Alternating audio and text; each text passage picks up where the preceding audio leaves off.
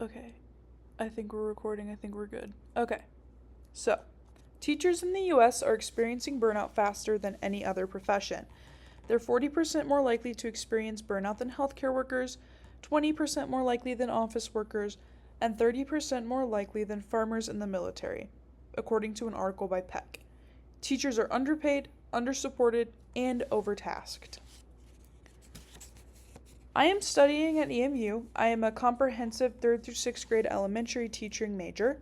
I have also conducted a co-study on undersupported teacher experiences at EMU with another faculty member.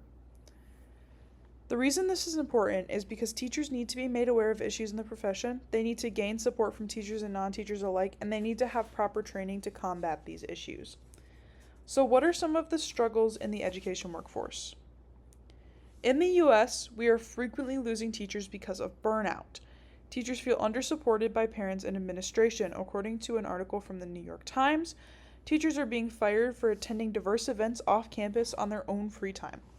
There are also pandemic-related behavioral setbacks in students, which are increasing workloads for teachers and stress. Teachers also aren't being paid enough to survive on their own wages.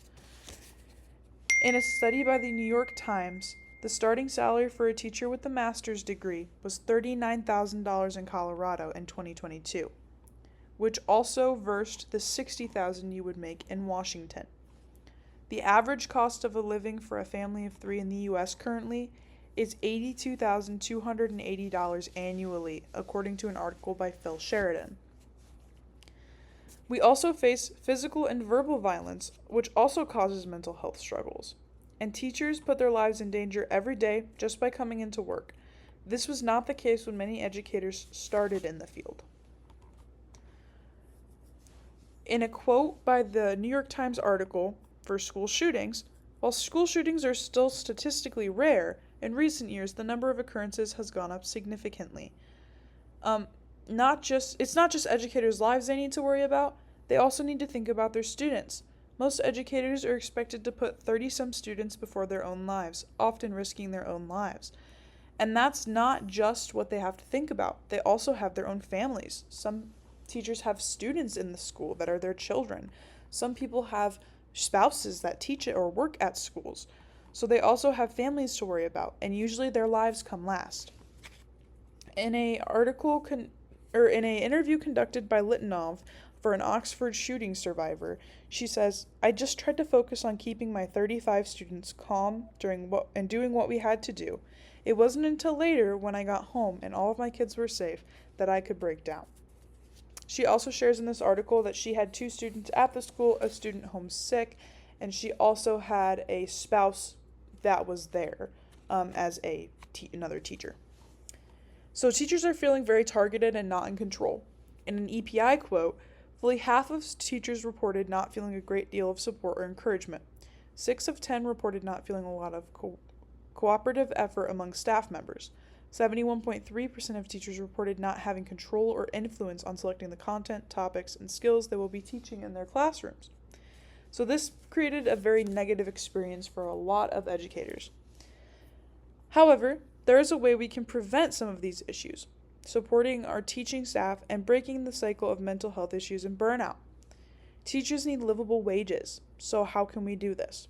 We need to advocate for increased school funding for teachers by contacting local legislators and attending school board meetings with issues about teacher pay. We can support collective bargaining. If a teacher or school staff member, join the teacher or school staff union, or educate yourself and others on the benefits of joining and the process of collaborative bargaining. You do not need to be a school educator in order to educate yourself and others that may be interested in joining a union or participating. You can also support and promote policies that keep experienced teachers in the profession and advocate for well-being. So we can also attend school board meetings and express support for implementations that ease workloads and increase the yearly pay for educators who have been in the profession.